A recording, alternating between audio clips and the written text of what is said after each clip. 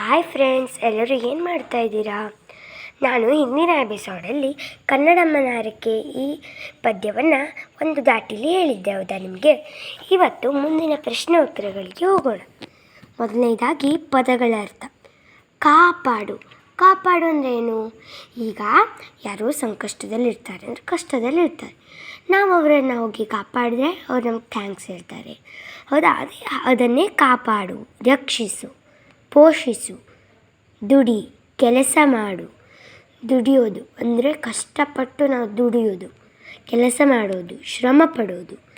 ಬೇಡು, ಕೇಳು, ಯಾಚಿಸು, ಮಡಿ, ಸಾವು, ಮರಣ ಹೊಂದು, ಶ್ರೇಯಸ್ಸು, ಏಳಿಗೆ, ಅಭಿವೃದ್ಧಿ, ಹೋರಾಡು, ಸೆಣಿಸು, ಹೋರಾಟ ಮಾಡು, ಅಪ್ಪುಗೆ, ಆಲಿಂಗನ, ಕಲಿ, ವೀರ, ಶೂರ, ಸವಿ, ರುಚಿ, ಇಹಪರ, ಲೌಕಿಕ ಅಲೌಕಿಕ ಬದುಕು, ಈ ಲೋಕ ಪರಲೋಕ, ಜೋಗುಳ, ಮಕ್ಕಳನ್ನು ಮಲಗಿಸುವಾಗ ಹಾಡುವ ಪದ, ಲಾಲಿ ಹಾಡು.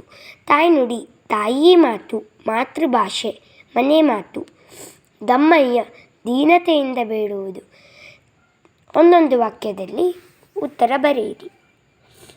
ಕನ್ನಡದ ಕಂದ ಯಾವುದಕ್ಕಾಗಿ ಹೋರಾಡಬೇಕು? ಕನ್ನಡದ ಕಂದ ಕನ್ನಡಕ್ಕಾಗಿ ಹೋರಾಡಬೇಕು. ಕನ್ನಡವನ್ನು ಮರೆತರೆ ಯಾರನ್ನು ಮರೆತಂತೆ? ಕನ್ನಡವನ್ನು ಮರೆತರೆ ಕನ್ನಡಮ್ಮನನ್ನು ಮರೆತಂತೆ.